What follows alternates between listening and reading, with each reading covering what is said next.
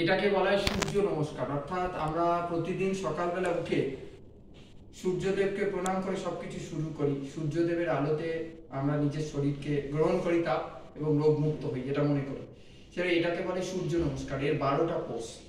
এটা কাদের নিষিদ্ধ প্রথমেই সেটা বলে দিতে হবে। সেটা হচ্ছে যাদের স্পন্ডালাইটিস আছে, যাদের কোমরে ব্যথা আছে, যাদের হাই প্রেশার আছে, তারা কিন্তু কখনোই এই সূর্য নমস্কারের 12টা পোজ সূর্য নমস্কারই করা যাবে না। নর্মাল পারসন তারা সূর্য নমস্কার করতে পারবে। প্রথমে আমি দেখাই। প্রথমে সূর্যদেবকে নমস্কার করি আমরা, করে 12খানা পোজ দেখুন পরপর দেখিয়ে যাচ্ছে। পা দুটো এইখানে দাঁড়াবো একদম জোড়া করে।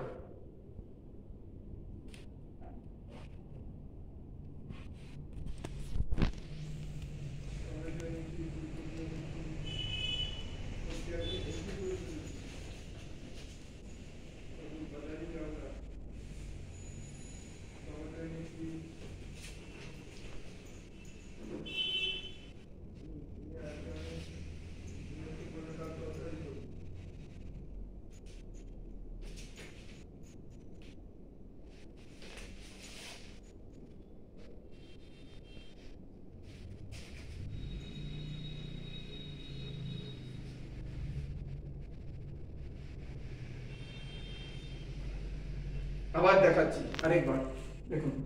প্রথমে নমস্কার, 2 3 4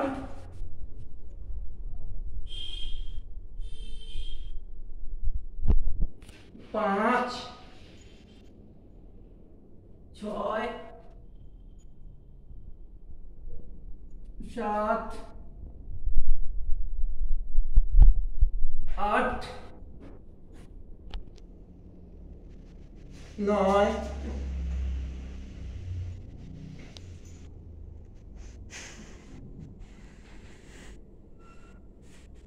প্রথমে ডান পা তারপর বাঁ পা। আর এবারে কিছু কিছু দাঁড়িয়ে যেটা ব্যায়াম আমরা এটা কেটে পারি।